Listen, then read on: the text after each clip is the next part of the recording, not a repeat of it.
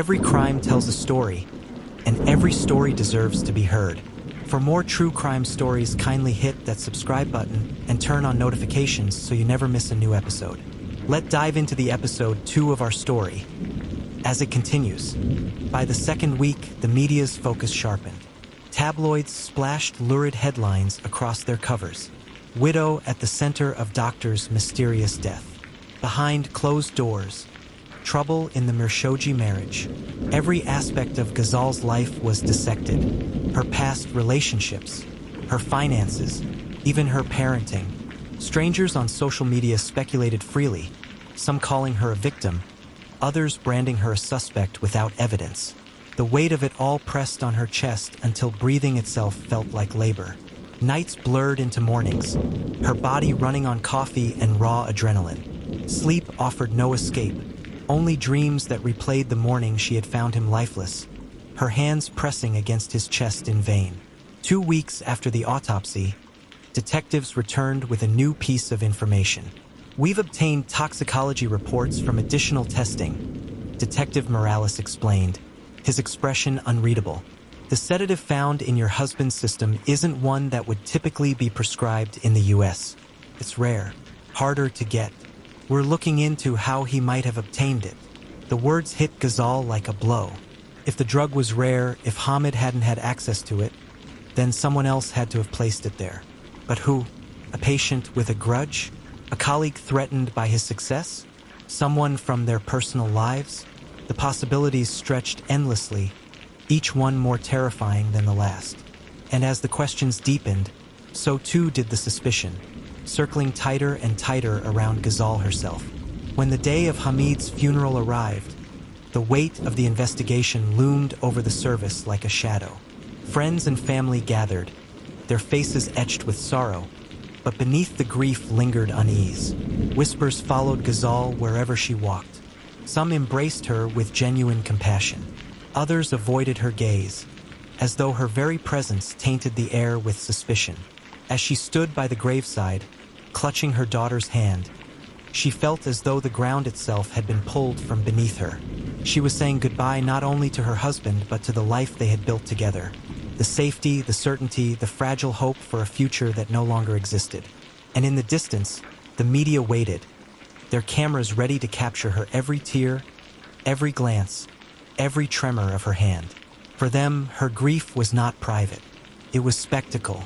That night, when the mourners had gone and the cameras finally dispersed, Ghazal sat alone by the window, staring into the darkness. The city hummed outside, oblivious to the storm inside her home. Somewhere out there was the truth, the answer to who had taken Hamid and why. But in her gut, she knew the road to that truth would not be straightforward. It would be long, twisted, and merciless, and she, already broken, would have to find the strength to walk it. It was a place under siege, by detectives, by neighbors' whispers, by the relentless hum of the media. Ghazal could not even step outside to fetch the mail without catching the flash of a camera lens or the murmur of speculation. But inside, the silence was worse. It was the silence of absence, of Hamid's laughter, his footsteps in the hall, the faint scrape of his pen as he worked late at the kitchen table. It was the silence of suspicion, growing heavier with every visit from the police. And soon, that silence would be broken by secrets she had never expected to hear. On a rainy Thursday afternoon, Detectives Morales and Chun arrived again. Their shoes tracked mud across the entryway, but Ghazal hardly noticed. Her pulse quickened at the sight of their folders, their crisp suits, the somber way they regarded her. "We need to talk," Morales said. His tone was courteous, but firm. They sat in the living room, the very space where Hamid's body had once lain. Ghazal felt her throat tighten at the memory. Morales cleared his throat. "We've been going over Dr. Khashoggi's financial and professional records. There are a few things we need you to help us understand." He slid a paper across the coffee table. It was a bank statement, one Ghazal had never seen before. "Did you know about this account?" Morales asked. Ghazal leaned forward, scanning the page. The account was in Hamid's name, but the balances didn't match anything she recognized. Several large withdrawals had been made in the months before his death, cash amounts in the thousands. "No," she whispered. I didn't know." Chen leaned in. "We're trying to determine where this money went. Do you have any idea?" Her mind reeled. Hamid had been careful with finances, meticulous even. They lived comfortably, but he wasn't reckless with money. What could he possibly have been spending so much on without telling her? The unspoken question hung in the room. What secrets was he keeping from his wife? Then came the sharper blow. "Mrs. Mirshoji," Morales said carefully, "we've also spoken with some of your husband's colleagues. One of them mentioned a possible relationship outside of your marriage." The room seemed to tilt. "No," Ghazal said, shaking her head. "That's not true. Hamid wouldn't." Her voice faltered, breaking beneath the weight of doubt she hadn't known she carried. But Morales didn't flinch. "We're not making accusations. We're following leads. One of his co-workers described him spending a lot of time with a younger physician. Dinners, late-night texts." Ghazal pressed her hands to her temples. She wanted to scream, to deny it, to demand proof. But the detectives' faces were unyielding, and in her chest, a sliver of dread pierced through the fog of grief. Had she missed the signs?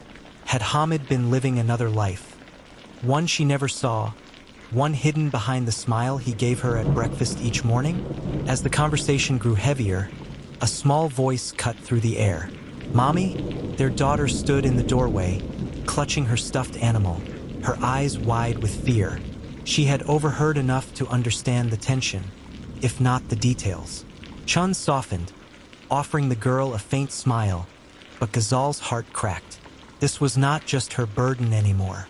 Every whispered suspicion, every ugly headline, it was staining her child's world, too. She gathered the girl in her arms, whispering, "It's okay, sweetheart. Everything's okay." But the words tasted hollow, false. The detectives excused themselves shortly after, promising to be in touch. And once the door closed, Ghazal sat frozen on the couch, clutching her daughter tight, her mind a whirlwind of betrayal and fear. That evening, a friend stopped by Layla, one of Ghazal's closest confidants from the Iranian-American community. Her face was pale, her eyes searching. "Ghazal, I don't know how to say this, but people are talking." Ghazal's breath caught. "Talking about what?" Layla hesitated. "About Hamid. About you. They're saying the police think—" She trailed off, unwilling to finish. "They think I did it."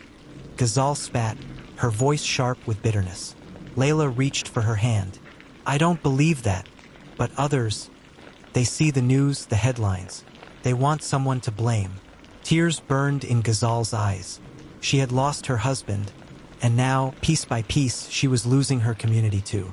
The next day brought another twist. Morales called her again, his voice brisk. "We've uncovered irregularities at your husband's clinic.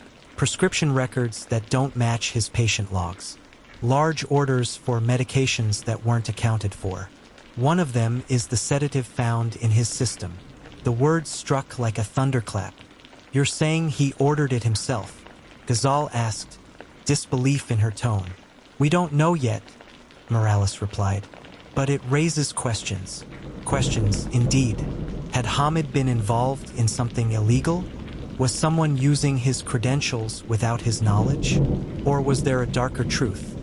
One in which the man she thought she knew was not who he claimed to be. By now, Ghazal barely slept. Each night she lay awake, the house too quiet, her mind too loud. Memories of Hamid flickered in her thoughts. His warm smile, the way he carried their daughter on his shoulders, the soft rhythm of his voice when he prayed. But those memories collided with the new images the detectives had painted.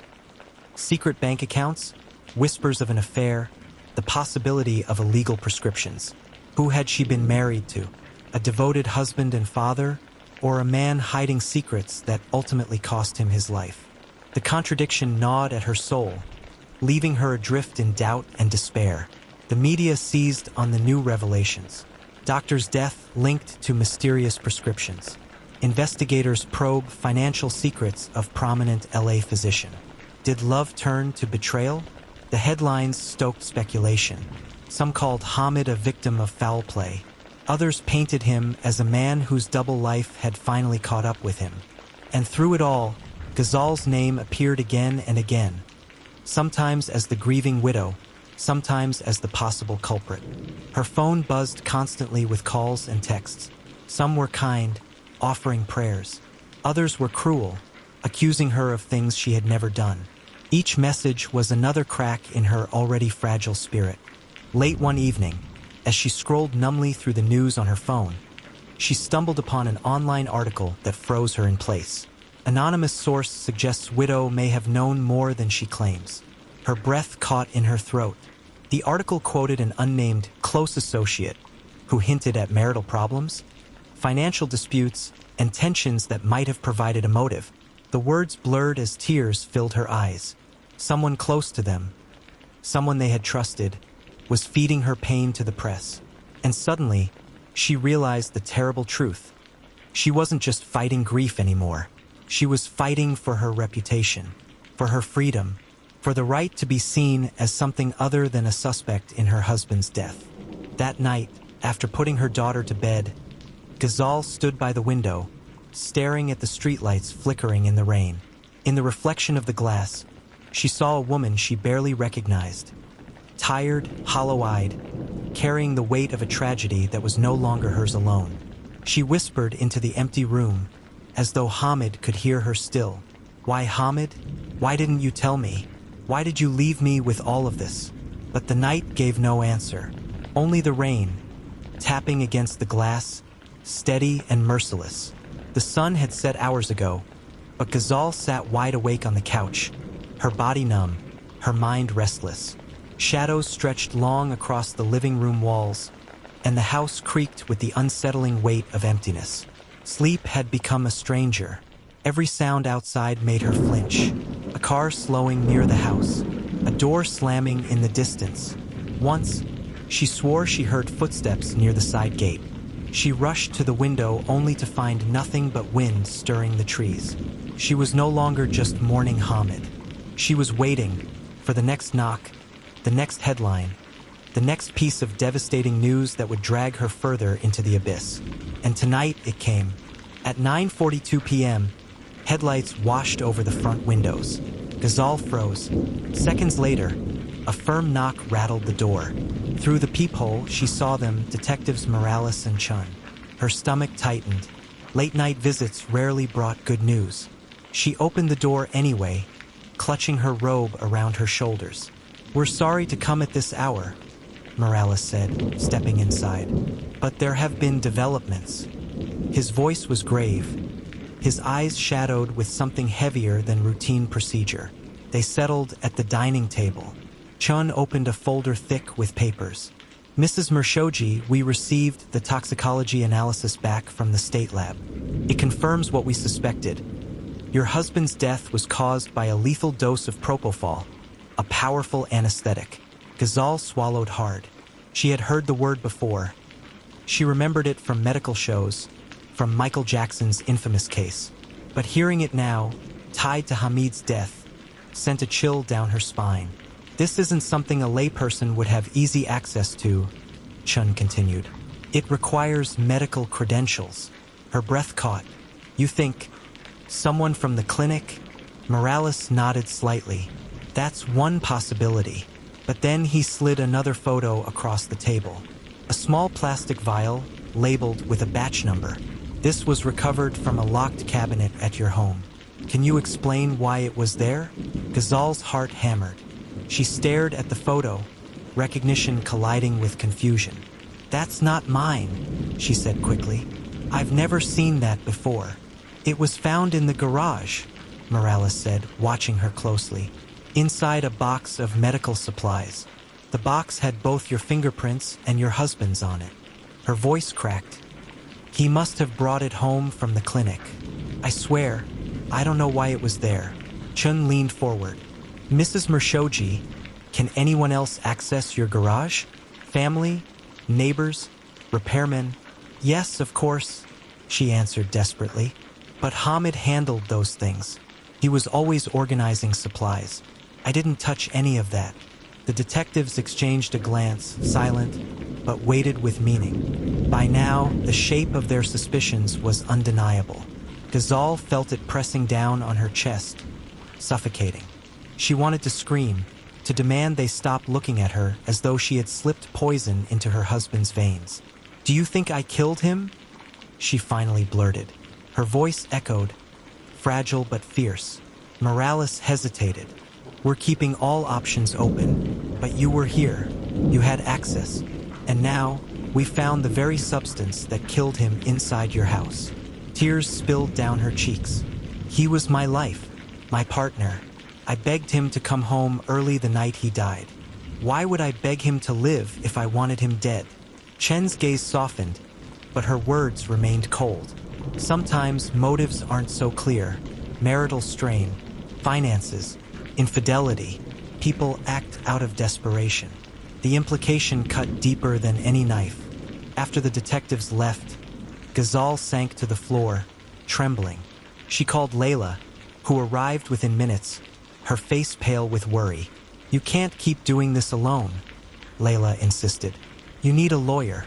Now, Ghazal resisted. "If I hire a lawyer, it will look like I'm guilty." Layla gripped her hands. "And if you don't, they'll eat you alive." The next morning, Ghazal reluctantly met with a criminal defense attorney, a sharp-eyed woman named Marissa Klein. Klein listened intently, jotting notes, her face unreadable. "They're circling you," Klein finally said. "You're not under arrest yet, but you're the prime suspect. You need to prepare for that reality." The words landed like stones. Prime suspect. Just when despair seemed absolute, an unexpected twist arrived. 3 days later, Morales called again, his tone clipped. "We need to meet in person," he said. At the precinct, they revealed the news. Surveillance footage had surfaced from a security camera 2 blocks from the Mirshoji home.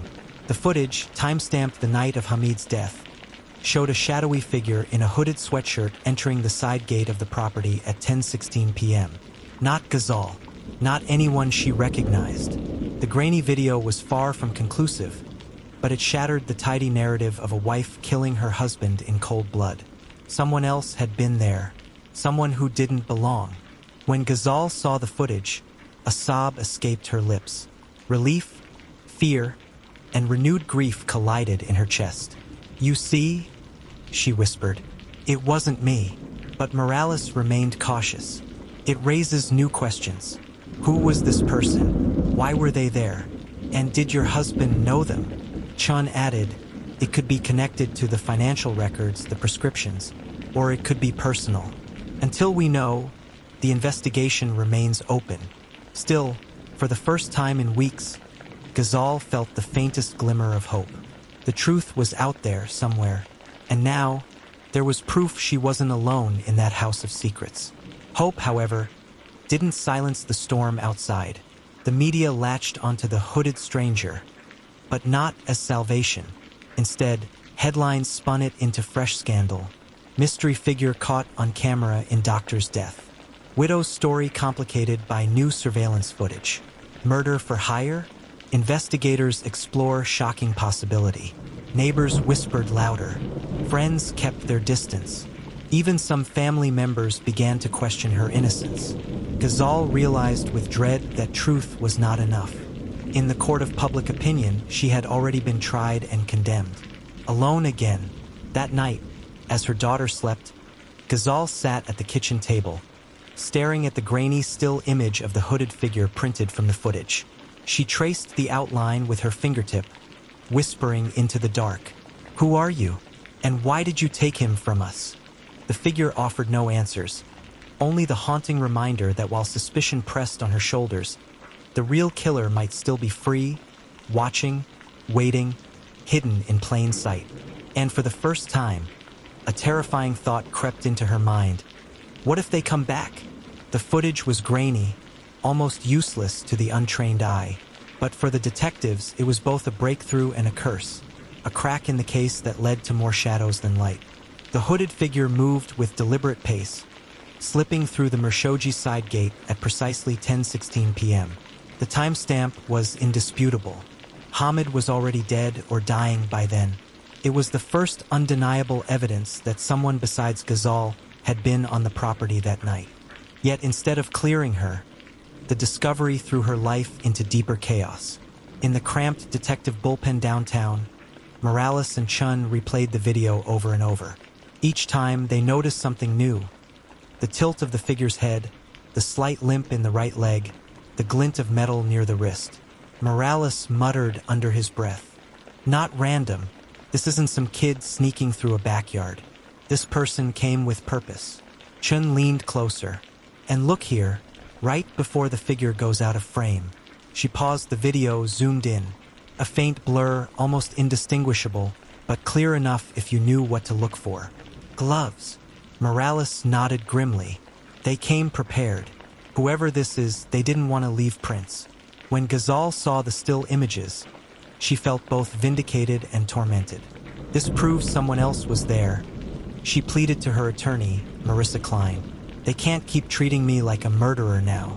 Klein folded her arms, measured. "It helps, but don't fool yourself. The DA's office loves cases with a clean suspect and a straightforward motive.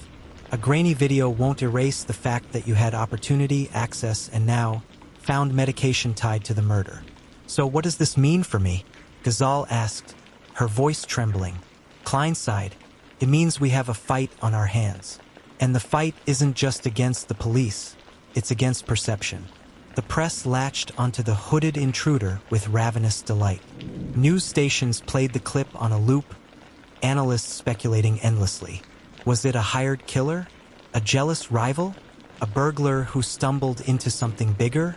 Morning talk shows debated Ghazal's innocence with the same detachment they reserved for celebrity gossip.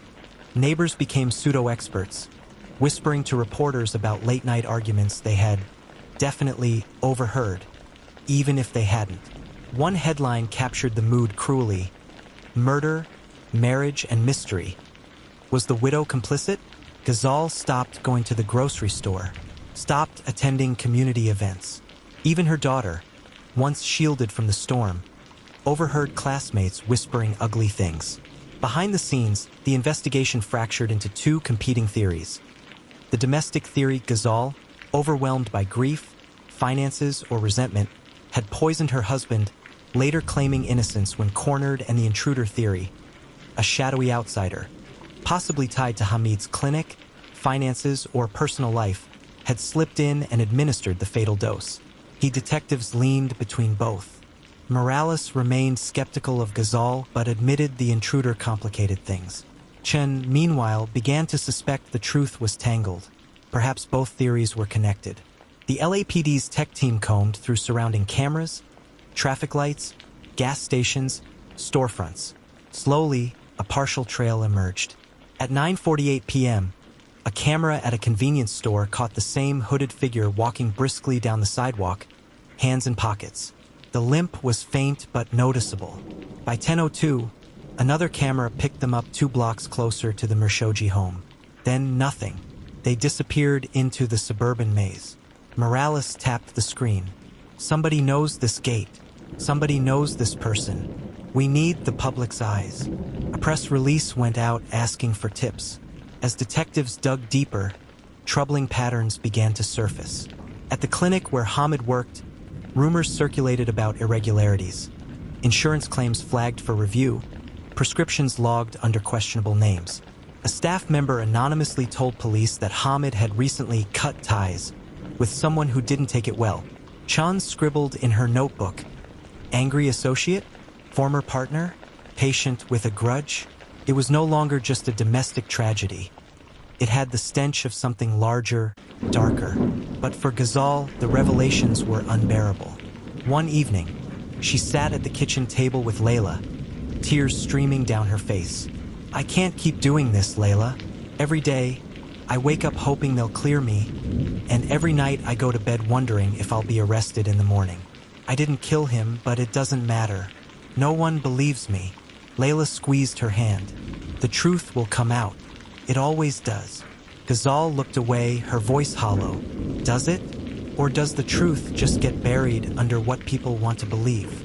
Then, just as the case seemed poised to stall, a chilling detail surfaced. Forensic analysis of the surveillance footage revealed something almost missed. A flash of metal not just on the wrist, but at the waistband. The hooded figure hadn't just crept into the yard with gloves. They had come armed. Morales felt his pulse quicken. This wasn't a burglary gone wrong. This was an execution waiting to happen. That night, Ghazal stared out the window, watching shadows ripple across the quiet street. For weeks, she had been trapped between grief and suspicion. Now, another terror settled over her heart. The person who killed Hamid wasn't just out there. They were armed, calculated, and possibly still watching. She whispered into the dark, a prayer, a plea, a warning. Uncertain wish saying, please, don't let them come back. The discovery of the gun in the surveillance footage changed everything. No longer could detectives write off the hooded figure as a wayward prowler or a thief interrupted mid-act. This was someone who came armed, prepared, and purposeful. It was the first true sign that Hamid Mirshoji's death may have been part of something much larger, something that reached beyond the walls of his Los Angeles home. The following week, Detective Chun drove out to Hamid's medical clinic in Glendale. The building was modest, a two-story unit tucked between a dentist's office and a pharmacy. But inside, it was buzzing with patients, receptionists juggling calls, and nurses weaving between exam rooms. The clinic's director, Dr. Rana Alvi, met Chun in a cramped office lined with overstuffed filing cabinets. Her eyes carried the weary look of someone holding a ship together with duct tape. Dr. Mirshoji was brilliant, Alvi said softly, but he wasn't easy to work with. He had a strong personality. Patients loved him, but behind the scenes, he clashed with almost everyone at some point. Chun pressed gently. Was anyone angry enough to want him gone? Alvi hesitated, then leaned closer. I shouldn't even say this, but before his death, Hamid had been investigating discrepancies in billing. He told me someone was using patient files to run fraudulent claims. He suspected an employee. Chun scribbled notes rapidly. Did he confront them? Alvi's silence was answer enough. Ghazal's fraying nerves. Back at home, Ghazal's world was unraveling faster than she could hold it together. Bills piled up on the kitchen counter, mortgage, utilities, the looming cost of her daughter's college tuition. With Hamid gone, the financial cushion had evaporated. Worse, whispers of fraud tied to the clinic now circled in the media. One evening, as she sorted through unopened envelopes, her attorney Marissa Klein called. Brace yourself, Klein said. The DA's office is pushing hard. They're convinced you tampered with his medication. But what about the hooded figure? Ghazal snapped. What about the video? How can they ignore that? Because it complicates their case, Klein replied bluntly. And prosecutors don't like complications. They'll argue the intruder came after, or that the footage is irrelevant. It's up to us to prove otherwise. Ghazal slumped against the counter, feeling the walls close in. She wasn't just battling grief anymore. She was fighting for survival. Meanwhile, Morales dove into the financial records with his usual bulldog tenacity. It didn't take long before patterns emerged. Dozens of claims had been submitted under the clinic's billing number to insurers for treatments that never happened. Tens of thousands of dollars siphoned quietly. Hamid's name appeared on some of the paperwork, but his actual schedule didn't match. Someone was using his credentials. Morales sat back, muttering. So either he was complicit or he caught on. He called Chin. This isn't just domestic. We've got fraud, possibly organized. That intruder wasn't random. They were silencing him. For Layla, the Mirshoji's teenage daughter, the nightmare was only deepening. She struggled to concentrate in school, classmates whispering about her father's death, about her mother's possible arrest. One night, as she sat in bed scrolling through her phone, a news clip autoplayed. A talking head analyst declaring, if the wife didn't kill him, then she knows who did. That's the real story here. Layla tossed the phone aside, tears stinging her eyes. For the first time, she wondered, what if Mom isn't telling me everything? Late one evening, Chun reviewed footage from the convenience store where the hooded figure had been seen. This time, she noticed something easily overlooked. A reflection in the glass refrigerator door. The hooded figure had paused, their face angled slightly toward the glass. The reflection was blurry, but enough to catch the outline of a beard. Chen's pulse quickened. "We've got something." She forwarded the still image to LAPD's forensic imaging team, who enhanced the photo. The face was still obscured, but one feature stood out: a crescent-shaped scar above the left eyebrow. It was distinctive, traceable. Within 48 hours, detectives matched the scar to a man named Farid Nouri, a former patient at Hamid's clinic with a history of opioid dependency and a violent arrest record. Farid had been cut off by Hamid after demanding refills on narcotics prescriptions. He'd threatened lawsuits, shouted in the waiting room, even once slammed his fists on the reception desk, swearing Hamid would pay for humiliating him. And now, the same man appeared to have been lurking outside Hamid's home the night of the murder. When Ghazal heard the name, her blood ran cold. "I know him," she whispered to Klein. "He came to the house once." He was furious with Hamid, screaming at him on the lawn. Hamid had to call the police to get him to leave. Klein nodded gravely. "If the detectives can prove he was in the yard that night, it's our strongest shot at clearing you. But be warned, the DA won't give up easily. They'll argue you and this man were in it together." The words sent a chill through Ghazal's chest. She was no longer just a grieving widow under suspicion. She was now entangled with a violent stranger whose presence threatened to swallow her life whole. Late that night, Ghazal sat in her daughter's room, watching her sleep. The house was quiet, but her mind was a storm. Every creak of the floorboards felt like footsteps. Every gust of wind outside sounded like someone at the door.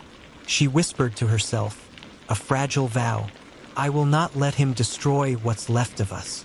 Not Hamid, not Farid, not anyone." But deep down, a darker thought gnawed at her.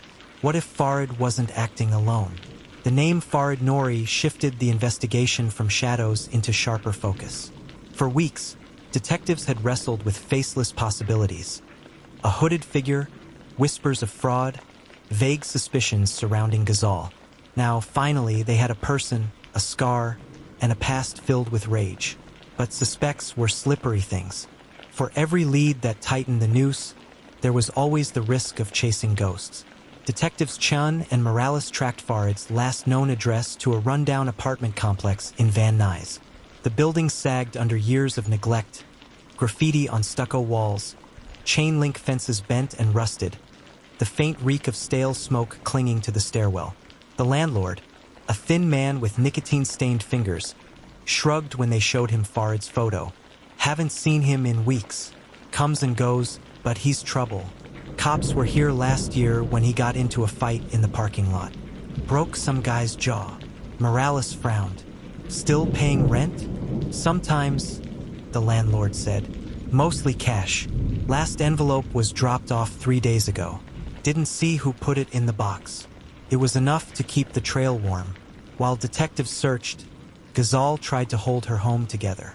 She spent evenings in the kitchen with Layla, who had stopped eating much after Hamid's death. "Sweetheart, please," Ghazal coaxed, placing a small plate of food in front of her. "Just a little rice. For me." Layla poked at the fork, her eyes rimmed red. "Everyone at school thinks you did it." The words pierced deeper than any DA's accusation. Ghazal's hand trembled as she reached for her daughter's. "Listen to me, Layla. I did not kill your father. I loved him, even when it was hard, even when he made mistakes. That man in the yard, he's the one we need to fear." Layla's gaze softened, but doubt lingered in her silence. It was Morales' doggedness that cracked the case open further.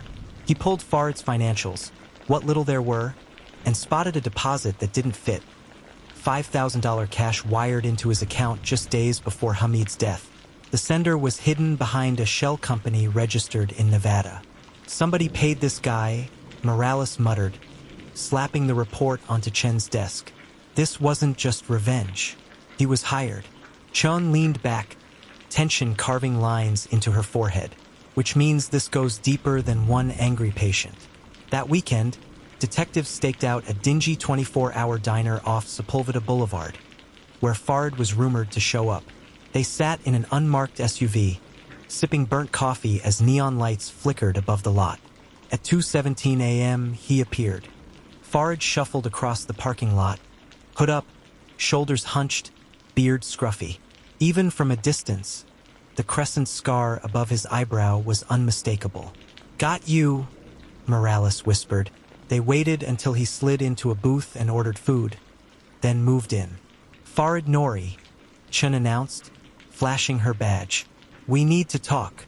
Farid froze, fork halfway to his mouth, before setting it down slowly. At the precinct, under the glare of fluorescent lights, Farid played the part of the misunderstood addict.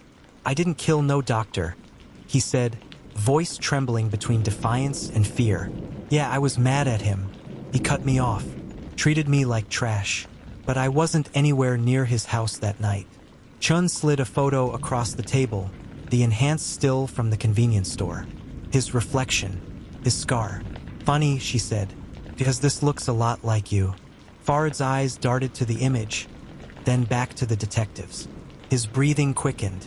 "Maybe I was in the neighborhood," he admitted. "But I didn't go inside. I swear." Morales leaned in, voice low and sharp. "Then explain the $5,000 wired to your account." Farid swallowed hard, sweat beading on his forehead.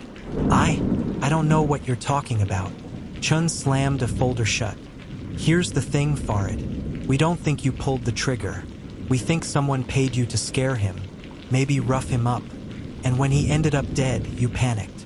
For a moment, silence filled the room. Then Farid broke. "All right," he muttered. "All right, I'll talk." Farid confessed that a middleman had approached him outside a strip mall pharmacy weeks before Hamid's death. The man claimed to represent business interests connected to the clinic. His job was simple: put pressure on Hamid, make him back off from poking around in the books. "I was supposed to be a warning," Farid said. "Scare him enough so he'd keep his mouth shut. That's it. I didn't kill him. I swear on my mother's grave." Chun pressed. "Who was the middleman?" Farid hesitated, then whispered a name. When word reached Ghazal that her own lawyer, Marissa Klein, was implicated by Farid, her stomach lurched. "Klein?" she gasped. "No. She's the only one standing between me and prison. She's the only one who believes me." But as the pieces clicked together, a new terror took hold. If Klein was involved in silencing Hamid, then Ghazal wasn't just fighting a broken justice system. She was confiding in the very person who might have orchestrated the cover-up. Her sanctuary had just become her most dangerous trap. That night, Ghazal sat awake in the dark, clutching Hamid's wedding band in her palm. She replayed every conversation with Klein, every bit of advice, every warning. Had she been manipulated from the start? Outside, the wind rattled the window panes, but inside, it was Ghazal's heart that trembled. For the first time, she realized the real killer might not have been lurking in the shadows. They might have been sitting across from her all along. When Farid whispered the name Marissa Klein, the room fell into a silence that even the fluorescent buzz couldn't fill.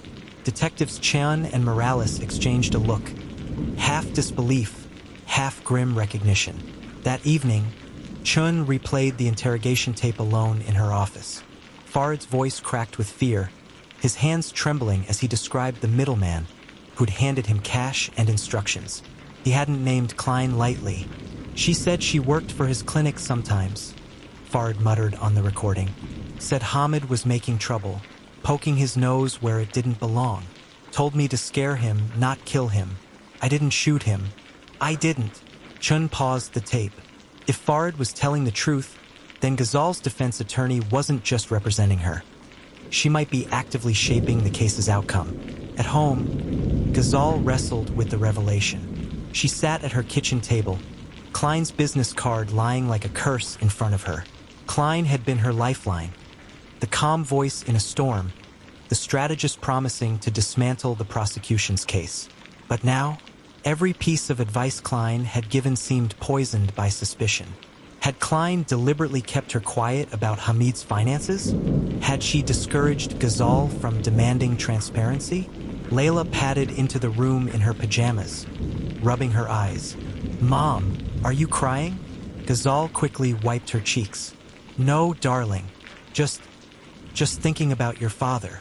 But deep down, she knew the truth. She was thinking about the wolf who might be seated right beside her in the courtroom. Morales was blunt as always. If Klein's dirty, we're looking at obstruction, conspiracy, maybe even murder for hire. But she's a lawyer, Chin. That makes this a minefield. Chin nodded. We can't just storm in and slap cuffs on her. If we move too fast and she's innocent, the DA's office will crucify us. But if she's guilty, Ghazal's got no chance in hell of a fair trial. The two detectives faced a paradox. Expose Klein, and they might topple the very foundation of Ghazal's defense. Hesitate, and they might let a murderer walk freely in designer heels. The next day, they paid Klein a routine visit at her office in Century City, a glass-paneled tower where wealth spoke in polished chrome and soft carpets. Klein greeted them with her usual icy charm. Detectives, to what do I owe the pleasure? Chun kept her expression neutral, just tying up loose ends. Thought you might shed some light on Dr. Shirazi's clinic finances. Did he mention any disputes with patients or business associates? Klein smiled tightly. Doctor-patient relationships are complicated. But if you're hoping I'll hand over privileged information, you'll be disappointed. My priority is my client, Mrs. Shirazi. Morales scanned the office. Diplomas, sleek furniture, and a single framed photo of Klein shaking hands with a man whose face he couldn't quite place. But he noted the detail anyway. That night, Klein met Ghazal in her living room, spreading files across the coffee table. The DA's office is circling, Klein said, her voice clipped but reassuring. They want to upgrade charges if they can. But don't worry, we'll get ahead of it. Ghazal's throat felt dry. She wanted to scream. Did you pay that man to threaten Hamid? Did you set me up? But she couldn't. Not yet. The risk was too high. So instead, she nodded, forcing herself into silence while her pulse thundered in her ears. After Klein left, Ghazal received a call from an unfamiliar number. She almost ignored it, but something compelled her to answer. Mrs. Shirazi? The voice was low, urgent. You don't know me, but you need to listen. You're in danger. The person you trust most is the one pulling the strings. Who is this? Ghazal whispered, but the line went dead. She sat frozen in the dark, clutching the phone to her chest. The warning didn't tell her anything she hadn't already feared, but hearing it aloud made it undeniable.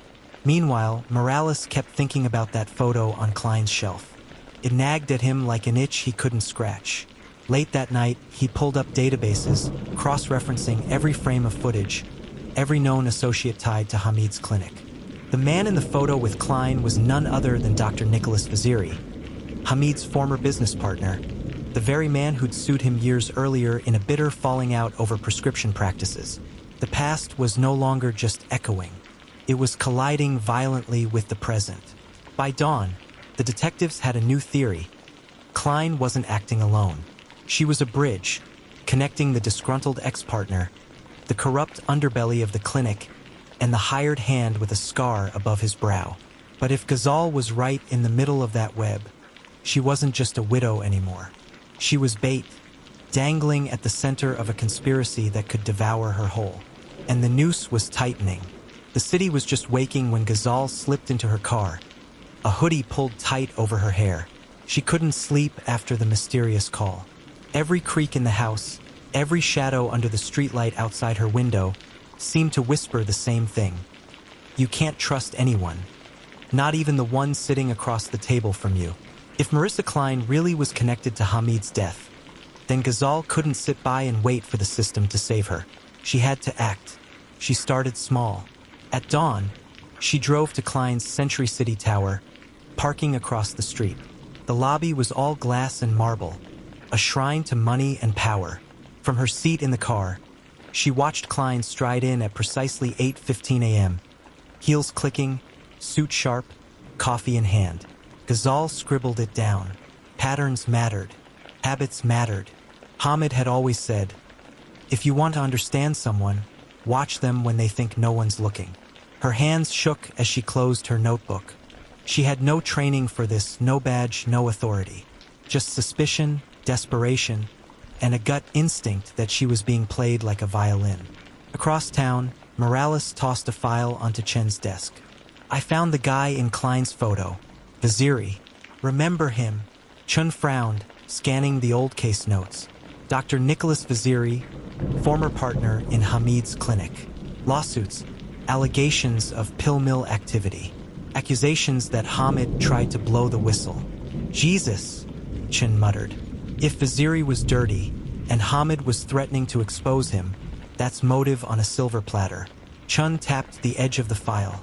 She could be the fixer, the one who makes messy problems disappear. They both knew what that meant. Ghazal wasn't just in danger of being railroaded by the justice system. She might be sitting across the table from her husband's conspirator. That afternoon, Ghazal called Klein under the guise of nerves. "I was thinking," she said carefully, "maybe we should review Hamid's old clinic files together? The finances, the partners, everything." Klein's voice on the other end was smooth as silk. "There's no need, Ghazal. The less you involve yourself in those details, the safer you'll be on the stand. Let me handle strategy." Ghazal's grip on the phone tightened. "But what if something's hidden in there? Something that proves I had nothing to do with this?" A pause.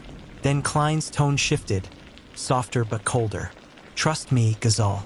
Sometimes the truth complicates things. Focus on being the grieving widow. That's your role. Leave the rest to me." The call ended. Ghazal sat in silence, her heart pounding. That single word, role, hung in her mind like a guillotine. Meanwhile, Chen and Morales tracked down Vaziri. He was no longer practicing medicine. His license had been quietly surrendered after a DEA investigation. Now, he lived in a gated home in Beverly Hills, paid for by consulting work that no one could quite define. Vaziri greeted them with oily charm. Detectives, always a pleasure to help law enforcement. But when Morales pressed him about Hamid, the facade cracked. "That man was a hypocrite," Vaziri snapped. "Pretended to be noble, but he ruined my career. He went to the board, the DA, everyone he could to smear me. And now you come here, dragging his ghost through my house." Chun studied him closely. His anger wasn't just about the past. It was fresh, raw, almost defensive. When they left, Morales muttered, "He didn't just hate Hamid. He wanted him erased." The next night, Ghazal did the unthinkable. She slipped into Hamid's clinic after hours, using the old keys she hadn't returned. The building was dark, the air stale. Dust covered the front desk, as though the world had moved on without Hamid. In his office, she rifled through drawers, scanning old ledgers and files. Most were routine appointment logs, prescriptions, invoices. But in the bottom drawer, she found a folder marked with Hamid's handwriting, "Vaziri, do not ignore." Inside were photocopies of emails, contracts, and handwritten notes. One line, scrawled in Hamid's urgent script, froze her breath. "If something happens to me, it won't be an accident. Look to Vaziri, and whoever is protecting him." Her knees nearly gave way. Hamid had known. He had felt the net tightening around him. And now she was tangled in it too. As she locked the clinic door and stepped into the night, her phone buzzed. Another blocked number. "You shouldn't be there," the same distorted voice whispered. "They're watching you. If you dig too deep, you'll end up like him." Ghazal's voice cracked. "Who are you? Tell me who killed my husband." Silence. Then, "Your lawyer is not your ally." The line went dead again. Back at the precinct, Chan stared at her board. Photos of Hamid, Ghazal, Klein, and Vaziri all linked with red string. She thought of the DA, of the judge breathing down her neck for progress. But most of all, she thought of Ghazal. Alone, scared, trapped in the middle of something monstrous. Finally, she whispered to herself, "If the system won't protect her, I will." And she slid Klein's photo higher on the board, pinning her in the center of the conspiracy. Ghazal sat in her darkened living room that night, Hamid's "do not ignore" folder clutched to her chest. She wasn't sure what terrified her more, that her husband had predicted his own death, or that his killer might be the very person she was paying to save her life. Outside, headlights lingered too long at the corner before vanishing. She pulled the curtains shut, heart hammering. She wasn't imagining it anymore. Someone was watching, and the glass walls of her world were beginning to shatter. Ghazal had never felt smaller in her own home. The house was filled with Hamid's echoes, his aftershave still lingering in the bathroom cabinet, his voice trapped in old voicemails, his smile frozen in photographs that now seemed like evidence. But tonight, she was no grieving widow. Tonight, she was bait. She sat at the dining table, staring at her phone. On its screen, a discreet recording app was armed and waiting. Chen's voice echoed in her memory from their last clandestine conversation. If you really want to know if Klein's playing you, you'll have to catch her slipping. But if you do this, Ghazal, you can't half commit. One wrong word, and she'll know you're onto her. Her stomach turned. Ghazal wasn't a spy. She wasn't a detective. She was a wife who'd lost everything and was now clutching at threads in a storm. But Hamid's folder had changed everything. He had known Vaziri was dangerous, and he had known someone powerful was shielding him. And Klein was at the top of that list. When Klein arrived later that evening, her perfume filled the room before her presence did. She was polished, confident, carrying files and her usual aura of control. "Ghazal," she said warmly, "you look exhausted. You need to trust me to carry more of the burden." "That's what I'm here for." Ghazal forced a smile and gestured for her to sit. Under the table, her thumb tapped the record button. A tiny red dot blinked in her purse, unseen. "I've been thinking about Hamid's clinic," Ghazal began softly, her voice shaking with rehearsed fragility. "He mentioned names to me before everything.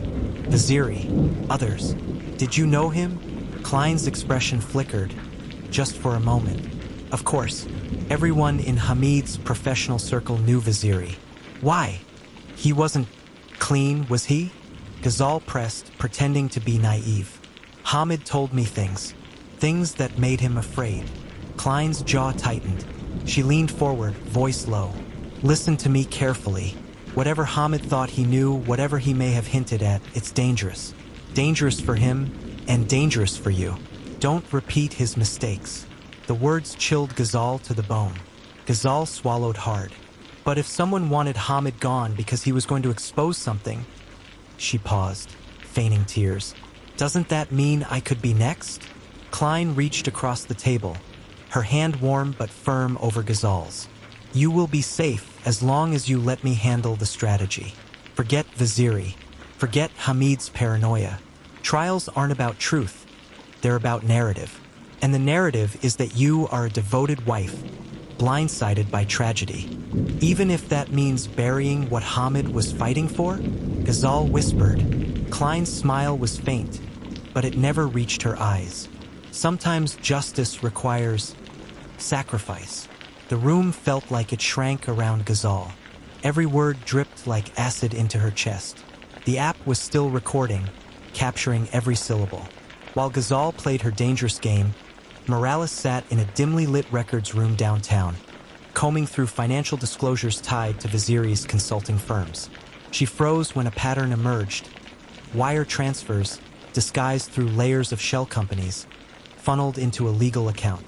The recipient, Marissa Klein, LLP. Her pulse quickened. Klein wasn't just defending Ghazal. She was being paid by Vaziri's network. "Son of a bitch," Morales muttered, snapping photos of the documents with her phone. She didn't wait for daylight. She drove straight to Chen's apartment. For more chilling true crime content, subscribe to the channel so you will not miss the next episode. Wednesday, same time for the episode 3.